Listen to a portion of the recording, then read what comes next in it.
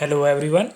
तो जैसा कि आप सबने देखा कि बजट में काफ़ी चीज़ों में चेंज आया, तो इस वीडियो में हम कुछ ऐसे स्टॉक्स देखेंगे जो कि आपको ओवर द ईयर अच्छे रिटर्न्स दे सकते हैं। बजट में कई चेंजेस जैसे कि टैक्स स्लैब में चेंजेस और रिबेट को इंक्रीज करना, कैपेक्स में इन्वेस्टमेंट का कम होना और बजट के साथ साथ कई ग्लोबल फैक्टर्स जैसे कि कुछ नए टैरिफ्स के ऊपर ट्रंप के डिसीजन, ये सब स्टॉक मार्केट को शॉर्ट टर्म में काफ़ी वॉलेटाइल कर सकते हैं। तो ऐसे में या तो आप ट्रेडिंग से प्रॉफिट बना सकते हो, लेकिन उसमें भी काफ़ी हाई रिस्क रहता है। तो अगर आप इन्वेस्टमेंट करना चाहो तो मैं आपको यही सजेस्ट करूंगा कि करंट सिनेरियो में आपको शॉर्ट टर्म इन्वेस्टमेंट की बजाय लॉन्ग टर्म इन्वेस्टमेंट करनी चाहिए, ताकि आपके पोर्टफोलियो को मार्केट के short term ups and down से ज़्यादा इफेक्ट ना पड़े। अब इस वीडियो में हम 5 ऐसे स्टॉक्स की बात करेंगे जो कि फंडामेंटली काफ़ी स्ट्रांग हैं और लॉन्ग टर्म में अच्छा रिटर्न्स देने का पोटेंशियल रखते हैं। तो वीडियो शुरू करने से पहले मैं आपको एक चीज़ कहना चाहूँगा कि ये स्टॉक्स कोई रिकमेंडेशंस नहीं है। जो भी स्टॉक मैं इस वीडियो में बताऊँगा वो मेरे हिसाब से अच्छा परफॉर्म कर सकते हैं, बट कोई भी इन्वेस्टमेंट करने से पहले आप खुद अपनी एनालिसिस ज़रूर करें। और अगर आप हमारे चैनल पर नए हैं तो चैनल को सब्सक्राइब और बेल आइकन को प्रेस करें ताकि आपको अगली वीडियोस की अपडेट मिलती रहे। तो पहला स्टॉक है IIFL कैपिटल सर्विसेज लिमिटेड, जो कि करंटली 227 पर चल रहा है।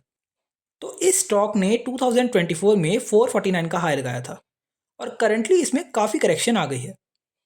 और जैसा कि आप देख पा रहे हो, करंटली इसकी प्राइस टू अर्निंग रेशियो 9.82 के पास चल रही है, जो कि एक अच्छी बात है क्योंकि आप इंडस्ट्री पीई भी देखो तो वो करंटली 14.5 के पास चल रही है। तो ऐसे में स्टॉक ज़्यादा ओवर वैल्यू भी नहीं है।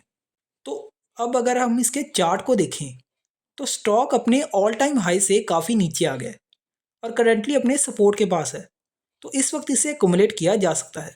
अब अगर आप इसके क्वार्टरली परफॉर्मेंस को देखो तो आपको एक अच्छी कंसिस्टेंसी देखने को मिलेगी और प्रॉफिट भी कंसिस्टेंटली इंक्रीज कर रहे हैं। और अगर हम इसकी ईयरली परफॉर्मेंस देखें तो उसमें भी हमें अच्छी ग्रोथ देखने को मिल रही है।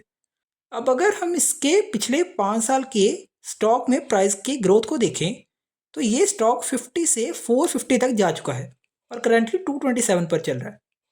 तो ऐसे में ये स्टॉक आने वाले सालों में काफ़ी अच्छी ग्रोथ दिखा सकता है। अब हमारा दूसरा स्टॉक है PFCL, power finance corporation limited. तो ये स्टॉक करंटली 385 पर ट्रेड कर रहा है और इसने 2024 में 580 का हाई लगाया था। तो ये अप्रॉक्स 33 to 35% डाउन है अपने हाई से। अगर आप इसकी PE रेशियो देखो जो कि 6 है, तो वो भी काफ़ी अच्छी है और बुक वैल्यू भी नियर टू करंट प्राइस है, जो कि एक पॉजिटिव बात है और रिफ्लेक्ट कर रही है कि कंपनी के पास सफिशिएंट एसेट्स हैं अपने करंट प्राइस को सपोर्ट करने के लिए।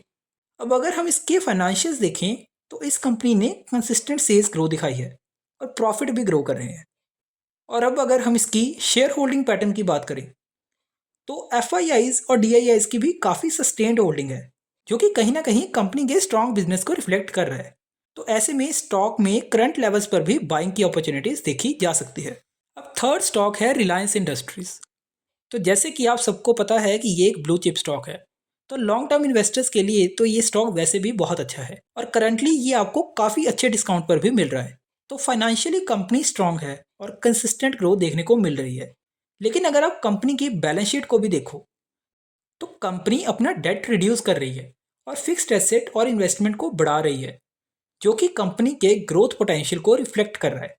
और कहीं ना कहीं ये भी रिफ्लेक्ट कर रहा है कि कंपनी के पास सरप्लस कैश है जिससे वो अपने डेट को रिड्यूस कर पा रही है। और इसी वजह से कंपनी के कैश इन्फ्लोज भी इस बार थोड़े कम लग रहे हैं। बट अगर आप देखो ऑपरेटिंग एक्टिविटी से कैश फ्लो बढ़े हैं और मेनली खर्चा कंपनी के डेट को रिड्यूस और इन्वेस्टमेंट को बढ़ाने से हुआ है। तो ऐसे में ये स्टॉक भी ओवर द ईयर अच्छे रिटर्न्स दे सकता है। अब फोर्थ स्टॉक है टाटा पावर कंपनी लिमिटेड। तो ये स्टॉक भी अपने हाई से काफ़ी डाउन आ चुका है। कंपनी के फंडामेंटल्स अगर हम देखें तो कंपनी की सेल्स में ग्रोथ परसेंटेज में डिक्लाइन आया है, लेकिन कंपनी के मार्जिन्स अभी भी कंसिस्टेंट है और इसका भी कैश फ्लो ऑपरेटिंग एक्टिविटी से इंक्रीज हुआ है, जो कि एक पॉजिटिव पॉइंट है। तो ऐसे में long term at least 3 to 5 years के पीरियड के लिए स्टॉक को पोर्टफोलियो में ऐड किया जा सकता है। अब फिफ्थ स्टॉक है Motilal Oswal financial services limited.